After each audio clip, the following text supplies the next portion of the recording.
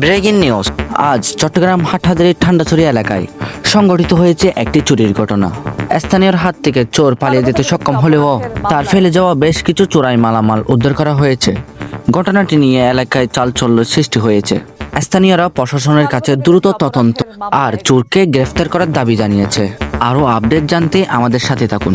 আজকে এখানে তোমাদের সাদ্দাম নামটা সিএনজি ড্রাইভার ওর ঘর থেকে গতকালকে রাত্রে জিনিসপত্র টাকা পয়সা মোবাইল সহ কাপড় চোপড় এবং বিভিন্ন ব্যাগের একটা বিদ্যুৎ সহ ওর বাসার থেকে নিয়ে গেছে।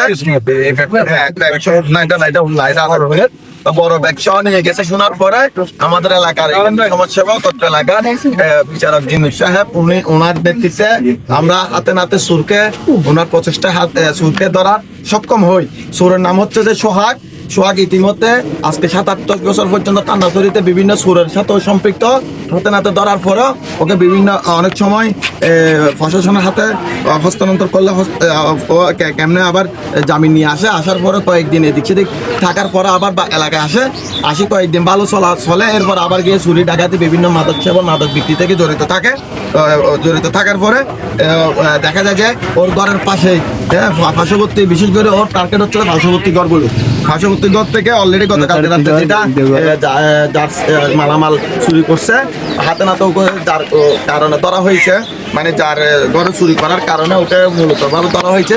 ওর এটা ধরার পর ওকে এখানে এলাকার মানুষ বিভিন্নভাবে জিজ্ঞাসাবাদ করার পরে অস্বীকার হওয়ার পরে আমাকে ফোন করে আমি আসছি।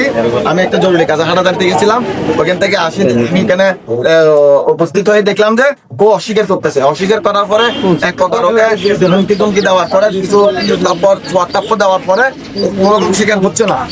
না পাওয়ায় ও মোবাইল থেকে নিচে ও বলতেছে জোর দাবি এলাকার মানুষের জোর দাবিতে আমরা আবার ওকে নিয়ে ওর বাসায় যাই।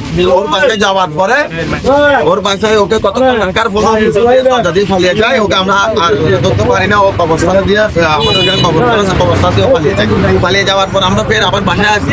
বাসায় আসার পরে এলাকার মহিলাদেরকে নিয়ে আমরা ওর বাসায় ঢুকি। ওর বাসায় তালা ভাঙতেছিল, আমরা তালা ভাঙচুর করি।